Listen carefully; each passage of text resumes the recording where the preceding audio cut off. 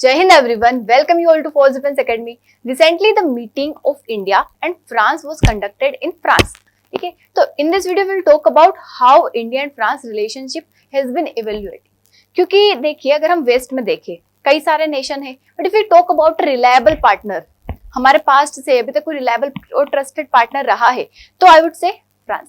क्यों? कई लोगों को लगेगा यूएसए हो सकता है, ब्रिटेन हो सकता है, बट देखिए फ्रांस सबसे रिलायबल पार्टनर है. मैं बताऊंगी क्यों, उसका कारण क्या है. और कई लोगों का अभी मिसकंसेप्शन है कि क्या फ्रांस रशिया को रिप्लेस कर रहा है. तो देखिए ऐसा कुछ भी नहीं है. भले हमारा थोड़ा सा डिफेंस इंपोर्टिंग, डिफेंस के साथ कोलैबोरेशन फ्रांस के साथ बढ़ रहा है, बट इसका मतलब ये नहीं है कि रशिया के साथ बहुत कम हो रहा है. लेकिन रशिया के साथ हमारा अलग चीजें है, क्योंकि उसके ऊपर सैंक्शंस है, कई सारी चीजें जिसकी वजह से हमें चीजें कम करनी पड़ी थोड़ी सी. बट फ्रांस के साथ बढ़ रहा है, इसका मतलब ये नहीं है कि हम रशिया को रिप्लेस कर रहे हैं. तो ये माइंड से पहली बात तो हटा देना है.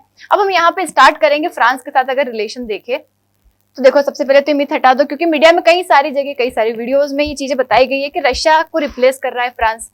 तो ऐसा कुछ भी नहीं है. अब देखो हम स्टार्ट करेंगे 1947 से. देखो कोई भी चीज हमारे देश की हम स्टार्ट करना चाहेंगे 1947, because in that year we got independence. अब देखो 1947 में जब हमें इंडिपेंडेंस मिला था, उसके बाद क्या हुआ था, कोल्ड वॉर, मतलब वर्ल्ड वॉर सेकंड भी खत्म हो गया था, कोल्ड वॉर स्टार्ट हो गया था. And there were two major blocs, एक तो यूएसए और सेकंड था यूएसएसआर.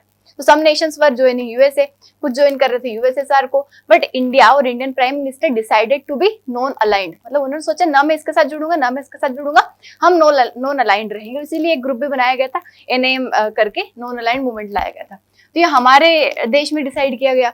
वहीं फ्रांस की बात करें, देखो फ्रांस था तो वेस्टर्न, बट फिर भी उसकी कुछ पॉलिसीज, उनके एक लीडर थे चार्ल्स डी गोल्स, उनकी लीडरशिप के अंदर कई सारी चीजें उन्होंने इंडिपेंडेंट चूज करी. उन्होंने अपनी इंडिपेंडेंट न्यूक्लियर पॉलिसी चूज करी, उन्होंने अपना इंडिपेंडेंट डिफेंस कोलैबोरेशन, डिफेंस की चीजें उन्होंने इंडिपेंडेंट चूज करी. तो ये जो था इनकी क्या था, मतलब दोनों ने अपने सोवरेनिटी और स्ट्रेटेजिक ऑटोनॉमी को डिसाइड किया कि हम अपने स्ट्रेटेजिक ऑटोनॉमी को रखेंगे. तो ये चीजें क्या करती है, फ्रांस और इंडिया को सेम बनाती है. तो दोनों ने डिसाइड किया हम स्ट्रेटेजिक ऑटोनॉमी को रखेंगे, अपनी चीजें, अपने डिसीजन, हर चीज अब अपनी खुद की करेंगे, खुद की चीजों का हम ध्यान रखेंगे. तो ये इनका माइंडसेट था. फिर क्या होता है, धीरे धीरे और भी चीजें हम देख लेते हैं. लाइक इन्होंने भी किसी को ज्वाइन नहीं किया वॉर में, इन्होंने भी नहीं किया. तो ये मतलब बाकी नेशंस कर रहे थे, इन दोनों ने अपनी रिस्पेक्ट को चुना. तो यहाँ से इन दोनों की पॉलिसी मिलने लग जाती है. अब देखिए हमें इंडिपेंडेंस तो मिल गया था 1947 में, बट फिर भी कुछ हमारे स्टेट थे, कुछ प्लेसेस थे जो कि फॉरेन रूल के अंदर थे. आप लोगों को पता होगा गोवा जो कि पोर्टुगल के अंदर था, पोर्टुगीज के अंदर था. उसके बाद ही हम पौंडीचेरी की कुछ जगह देखे, तो पौंडीचेरी, यनम, माहे, ऐसे कई सारी जगह थी जो कि फॉरेन मतलब फ्रेंच टेरिटरी थी. ठीक है, फ्रेंच मतलब फ्रांस के अंडर में था, और इधर वाला पोर्टुगीज के अंदर में था.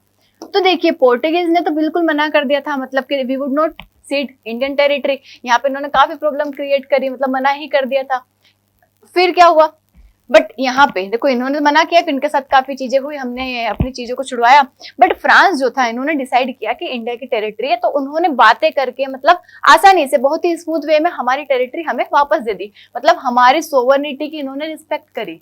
यहाँ पे ये शो करता है कि फ्रांस हमें मतलब समझता है, हमारी चीजों को ध्यान रख रहा था, हमारी सोवरेनिटी को वो मतलब ऐसा कॉम्प्रोमाइज नहीं करवा रहा था. हमारी टेरिटरी को उसने आसानी से हमें सौंप दिया. मतलब यहाँ पे नेगोशिएशन चला 54 to 62 के बाद तक, और यहाँ पे चीजें हमें दे दी. तो हम यहाँ पे क्या कह सकते हैं कि मतलब फ्रांस किस तरीके से ट्रीट कर रहा था हमें, ऐसा नहीं कि एक कॉलोनियल कंट्री है, ऐसा कुछ नहीं देख रहा था. वो हमारे अंदर एक पार्टनर देख रहा था कि India can be A trusted partner in near future. ठीक है, ऐसा उन्होंने सोचा था और हुआ भी. मैं बताऊंगी आपको किस किस तरीके से.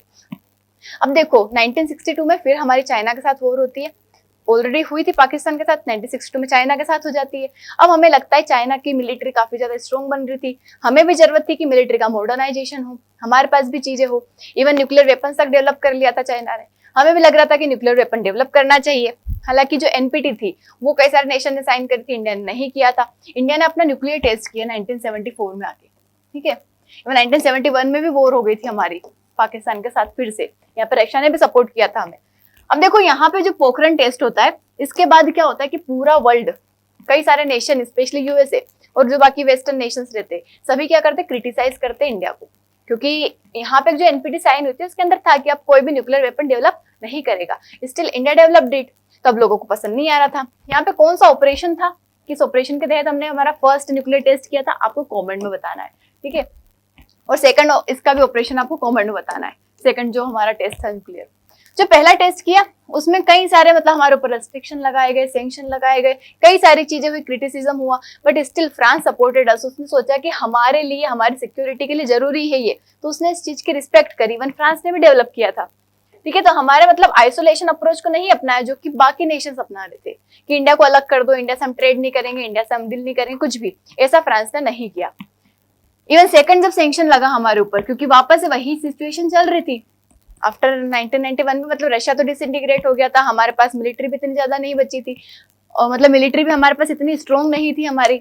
मैं उसके बीच का भी बताऊंगी आपको यहाँ से यहाँ तक क्या हुआ, बट ये सेकंड टेस्ट भी यहाँ पे देख लेते। इसके बाद भी क्रिटिसिज्म मिला, यूएस का प्रेशर था, सैंक्शंस का प्रेशर था, बट यहाँ पे भी फ्रांस ने सपोर्ट किया, हमें सैंक्शंस लगाने से मना किया उसने, और हमारे मतलब एक स्ट्रेटेजिक पार्टनरशिप की तरफ जाने का उसने सोचा। देखो बाकी नेशन भले कुछ भी कर रहे थे, लेकिन फ्रांस ने इंडिया को सपोर्ट किया था हर तरीके से, उसने हमारी चीजों को समझा था, हमारी सिक्योरिटी को ध्यान में रखा था। तो यहाँ पे मतलब धीरे धीरे हमारी चीजें बढ़ने लगी, हमारा मतलब एक जो म्यूचुअल ट्रस्ट होता है वो बढ़ने लगा। उसके बाद देखो ये वाला जो बीच वाला ही टाइम था, इसके टाइम पे हमें स्टार्ट, क्योंकि जब चाइना ने मिलिट्री मॉडर्नाइजेशन अपना किया था तो फ्रांस ने हमें सपोर्ट किया था, उसने हमें मिराज 2000 जिसने कारगिल वॉर में बहुत इंपॉर्टेंट रोल प्ले किया था, तो मिराज हमें सप्लाई किए थे, मिराज 2000, जो कि काफी ज्यादा मतलब इंपॉर्टेंट, और वो कह सकते हैं हमारी डिफेंस में बहुत इंपॉर्टेंट रोल प्ले किया था मिराज 2000 में, बहुत अच्छे तरीके से। क्योंकि देखो जो कारगिल वॉर हुई थी उसमें पाकिस्तान के जो भी सैनिक थे वो काफी हाइट पे थे, हमारे सोल्जर्स बहुत नीचे थे, उन्हें नीचे से चढ़ाई करके, मतलब 15,000 फीट ऊपर अगर कोई है तो चढ़ाई करके ऊपर जाना था। उनके पास काफी मतलब आसान चीजें थी ऊपर से अटैक करना नीचे, बट नीचे से ऊपर जाने में बहुत प्रॉब्लम होती, तो वहां पे एयरफोर्स इंपॉर्टेंट रोल प्ले कर सकती है, और मिराज 2000 ने वहां पे बहुत ही अच्छे तरीके से रोल प्ले किया, क्योंकि इसके अंदर जो लेजर गाइडेड बॉम्ब किट्स थे ये हमें फ्रांस से सप्लाई की, इनका हमने यूज किया। ये बताता है कि मतलब किस तरीके से ये इसने हेल्प किया, तो ये हमारे लिए बहुत इंपॉर्टेंट प्रूव है। तो हमें और समझ आया कि डिफेंस कोऑपरेशन, देखो हमारा पहला जो था फ्रांस के साथ, अब कह सकते हो कि डिफेंस कोऑपरेशन काफी अच्छा है फ्रांस के साथ, बट सिर्फ डिफेंस ही नहीं है, स्पेस में भी है, बाकी दूसरी चीजों में भी है, बट डिफेंस में सबसे ज्यादा है। तो ये हमें यही समझ आया कि मिराज 2000 जो है इसने बहुत इंपॉर्टेंट रोल प्ले किया है, ये हमारे लिए मतलब आने वाले टाइम पे बहुत एसेट प्रूव होगा, और भी काफी अच्छी चीजें हमारी हो जाती है। अब देखो जो रशिया है उसके साथ हमारा पहले से मतलब काफी ज्यादा चीजें हम लेते थे, बट सिप्री की रिपोर्ट के पता चला कि थोड़ा सा हमारे क्या हो गया, रशिया के साथ चीजें कम हो गई, उसके साथ इंपोर्ट कम हो गया, क्योंकि रशिया के ऊपर काफी ज्यादा सैंक्शंस हो जाते हैं। और हमें देखने को मिला कि फ्रांस के साथ हमारी चीजें क्या हो गई है, बढ़ गई है। इसराइल के साथ थोड़ी एक्सपांड करिए, फ्रांस के साथ एक्सपांड करिए, रशिया के साथ वहीं पे कम हो गया है, क्योंकि हम ना मतलब अपने सारे एग्स वन बास्केट में पुट नहीं करना चाहते। वो हमें भी पता है कि we can't rely only on single nation, क्योंकि कुछ भी चीजें हो सकती है, वर्ल्ड में सारी चीजें अनसर्टेन है। को बीच में यहाँ पे स्ट्रेट ऑफ होर्मुज बंद हो गया, चीजें कितनी सारी ब्लॉक हो गई, कितना सारा इंपैक्ट अलग अलग जगह पे हो रहा है, तो हम एक ही जगह पे पूरा रिलाई नहीं कर सकते, हमें अपनी चीजों को थोड़ा डाइवर्स करना पड़ेगा, और वही इंडिया कर रहा है। अगर आप देखो इंडिया का इंपोर्ट तो 8.2% वर्ल्ड में रखता है, तो जितना आम इंपोर्ट होता है उसका 8.2% इंडिया का शेयर है। उसके बाद देखो जो अर्ली 2000 वाला टाइम आता है, फिर 2010 के ऑनवर्ड्स अगर हम देखें तो हम और चीजों को क्या करते हैं, मतलब अपनी चीजों को बढ़ाने की कोशिश करते हैं, क्योंकि वॉर्स तो चल ही रहे हैं, अलग अलग वर्ल्ड की सिचुएशन अलग अलग बदल रही है। तो यहाँ पे हम रफाल की डील करते हैं, ठीक है।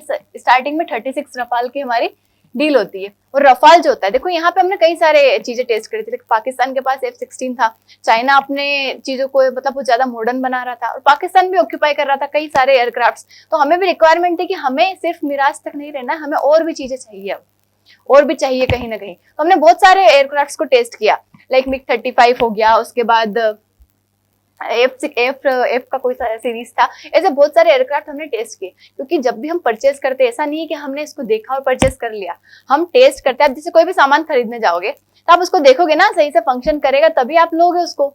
तो उसी तरीके से हमने भी क्या किया, अलग अलग एयरक्राफ्ट्स को देखा, परखा कि इसकी क्या कैपेबिलिटी कैसा है। उसके बाद फाइनल हमने चूज किया कि रफाल काफी अच्छा रहेगा हमारे लिए, तो फिर हमने यहाँ पे रफाल को डिसाइड किया और हमने रफाल की डील करी। देखो रफाल काफी इंपॉर्टेंट है, क्योंकि इसके अंदर एक तो इलेक्ट्रॉनिक वॉरफेयर था, इलेक्ट्रॉनिक वॉरफेयर मतलब काफी ज्यादा कॉम्बैट में हेल्प करता है। साथ ही advance electronically scanned array radars थे इसके अंदर, जो कि बहुत इंपॉर्टेंट है। उसके बाद कई सारी अलग अलग मिसाइल्स थी, स्केल्प मिसाइल हो गया, मेटियोर हो गया। तो ये जो एयरक्राफ्ट था हमारे लिए बहुत ही अच्छा था। हमने सारे एयरक्राफ्ट को टेस्ट किया, उसके बाद इसको डिसाइड किया, फिर ले लिया। और अभी भी हमने वापस से 114 और रफाल की डील करी, जो कि आने वाले टाइम पे हमारे पास आएंगे। और ये जरूरी भी थी हमारे लिए, क्योंकि हमारी स्क्वाड्रन जो कम है उसको 42 तक ले जाना है हमें, तो उसके अंदर हमें एयरक्राफ्ट की जरूरत है, और ये डील जो है ये काफी इंपॉर्टेंट रोल प्ले करेगी उसके अंदर। अब देखिए, फ्रांस ने हमें इतना ही सपोर्ट नहीं किया, इसके अलावा लॉजिस्टिक सपोर्ट। देखो फ्रांस जो है उसका इंटरेस्ट हमारे इंडो पैसिफिक में भी है। क्यों है? क्योंकि फ्रांस की मतलब भले ही वो यूरोप में इतना दूर है, लेकिन उसकी कई सारी ओवरसीज टेरिटरी है जो कि इंडो पैसिफिक रीजन में भी है। तो ओवरसीज टेरिटरी वहां पे हमें लॉजिस्टिक सपोर्ट प्रोवाइड करवाता है। देखो एग्रीमेंट हुआ था, लॉजिस्टिक सपोर्ट एग्रीमेंट। तो इससे क्या है कि वहां के नेवल बेस जो हो गए, मतलब जो जगह रिफ्यूलिंग, रेस्ट करना, लॉजिस्टिक्स, इनका सपोर्ट हम ले सकते हैं फ्रांस की टेरिटरी पे, तो ये हमें उससे सपोर्ट मिलता है। तो ये भी हमें क्या कर रहा है? सपोर्ट कर रहा है। तो उसका इंटरेस्ट भी देखो, एक तो डिफेंस में कोलैबोरेशन है ही सही, स्पेस में वो हमें हेल्प करता है, साथ ही यहाँ पे लॉजिस्टिक्स में सपोर्ट प्रोवाइड करवा रहा है। तो ऐसे कई सारी चीजें हमें बना देती है साथ में।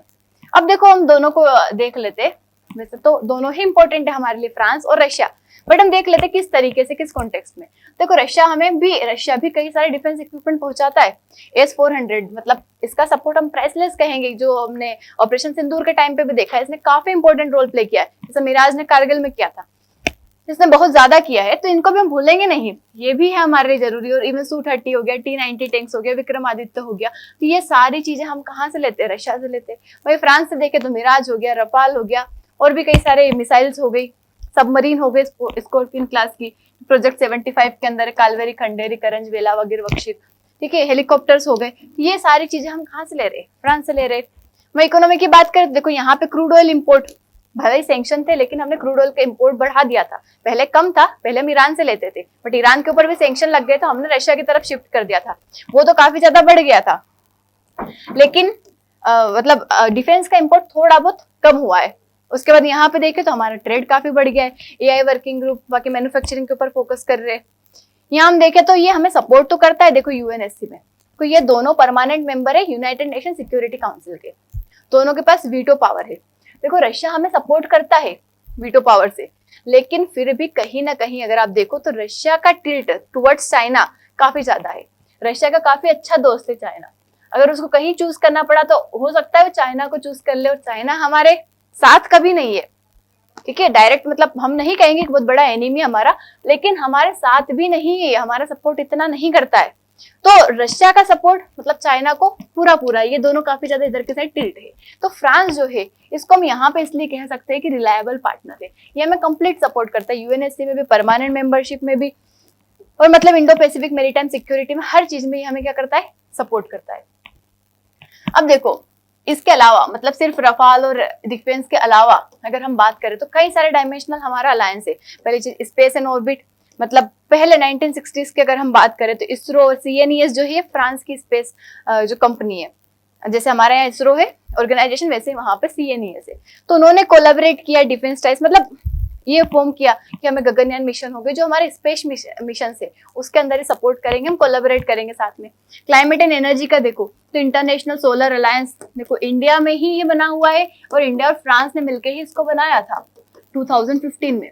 सोलर से नाम ही समझ आ रहा है आपको कि किससे रिलेटेड है, ये सोलर एनर्जी से रिलेटेड है। कि सोलर एनर्जी जो है वर्ल्ड में, वो सूरज कभी भी मतलब क्या सनसेट नहीं होता है एक्चुअल में, सन तो है ना, वो हमारे देश में सेट हो गया, कहीं ना कहीं तो राइज हुआ है वो, तो वहां से वहां हम एनर्जी सप्लाई करेंगे, ऐसी मतलब कई सारी बातें इन्होंने करी थी, सोलर एनर्जी के यूज के ऊपर एम्फेसाइज किया था।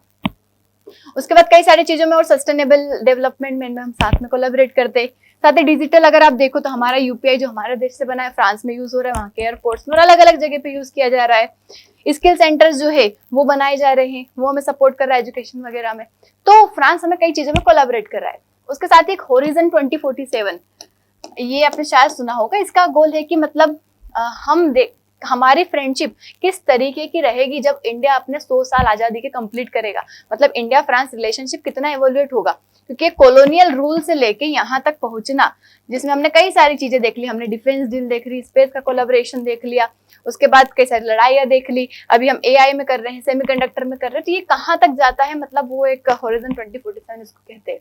तो हम इसमें देख रहे हैं AI के ऊपर काम करने की बात कर रहे हैं, टैलेंट वगैरह, रिसर्च एक्सपर्टाइज के अंदर हमारे टैलेंट को बढ़ाना, साथ ही सेमीकंडक्टर, क्योंकि आज के टाइम पे सेमीकंडक्टर, क्रिटिकल मिनरल्स, ये सारी चीजें बहुत ज्यादा क्या हो रही है, मतलब वर्ल्ड में चीजें प्रिवेल कर रही है, क्योंकि इनकी रिक्वायरमेंट हर चीज में है। मैं आपको बता चुकी हूँ कई बार कि इनकी रिक्वायरमेंट हर चीज में है। अगर आपके पास कोई भी इलेक्ट्रॉनिक डिवाइस है तो वहां पे उसका यूज हो रहा है, तो इनका मतलब एक सप्लाई चेन बना रहे, फिर साथ ही प्रोडक्शन कर रहे दोनों मिलके, मैंने हेलीकॉप्टर बना रहे H125 जिसकी असेंबली लाइन होगी हमारे देश में, तो ये साथ में कर रहे हैं। मतलब ये आने वाला भी प्लान है, धीरे धीरे ये चल रहा है। तो किस तरीके से हमारा मतलब रिलेशन फ्रांस के साथ इवोल्यूशन इसका हो रहा है। इवन रिपब्लिक डे के गेस्ट में देख लो, फ्रांस के प्रेसिडेंट कई बार हमारे यहाँ आ चुके हैं, फ्रांस के लीडर या फिर वहाँ के चीफ जो के लोग। अब जो रिसेंट मीटिंग जो हुई थी, अभी मिले थे हमारे प्राइम मिनिस्टर फ्रांस से, तो उनके अंदर क्या क्या बात हुई थी। इमैनुअल मैक्रोन थे वहां पे, थीम पे तो हमें ध्यान नहीं देना यहाँ पे, मतलब मेजर फोकस एक तो किया गया था देखो डिफेंस के ऊपर, दूसरी चीज हो गई हमारा मतलब इनोवेशन के ऊपर बात किया था कि आर्टिफिशियल इंटेलिजेंस, सेमीकंडक्टर्स हो गया, डिफेंस के ऊपर बात की, उसके बाद भारत इनिशिएटिव के ऊपर बात की, ट्रेड के ऊपर बात की, मतलब इन्वेस्टमेंट ज्यादा से ज्यादा करेंगे, स्टूडेंट एक्सचेंज के ऊपर, डिजिटल पेमेंट्स, मतलब कई सारे चीजें थी यहाँ पे, इंडो पैसिफिक हो गया। तो ऐसे कई सारी चीजों के ऊपर बात हुई थी। मतलब ये क्या कर रहे हैं, अपनी चीजों को धीरे धीरे बढ़ा रहे हैं, मतलब सिर्फ डिफेंस तक नहीं सीमित रखेंगे, अलग अलग जो सेक्टर्स हो गए, एआई, सेमीकंडक्टर्स, स्पेस वगैरह, इन सभी में ये कोलैबोरेट करेंगे। तो ये ओवरऑल इंडिया फ्रांस रिलेशन था। अब देखिए मतलब जियो पॉलिटिक्स में कभी भी ऐसा मत सोचना कोई चीज इमोशंस के साथ चलेगी।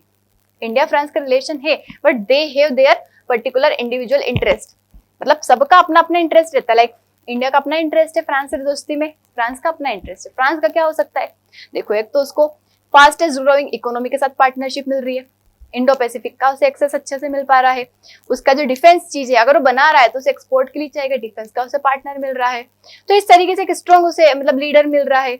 तो यहाँ हो सकता है फ्रांस का। उसके बाद इंडिया की बात करें तो इंडिया को डिफेंस का सपोर्ट मिल रहा है, स्पेस में सपोर्ट मिल रहा है, सेमीकंडक्टर में सपोर्ट मिल रहा है, साथ ही यूरोप में वेस्ट एरिया में एक अच्छा पार्टनर मिल रहा है। तो इंडिया का अपना इंटरेस्ट है, दोनों के अपने इंटरेस्ट है, दोनों अपने साथ लेके चल रहे हैं। That's all about India and France relation. I hope आप लोगों को समझ आया होगा, क्योंकि हमने पूरा मतलब इसको एक क्रोनोलॉजी के साथ समझा है। 1947, देन हमने 50s के बारे में बात करी, 60s के बारे में बात करी, 70s पोखरन वगैरह के बारे में बात करी, किस तरीके से मिराज लिया, 90s के बारे में बात करी, फिर हम 2000 में भी प्रेजेंट कॉन्टेक्स्ट में आए, रफाल की डील और सभी।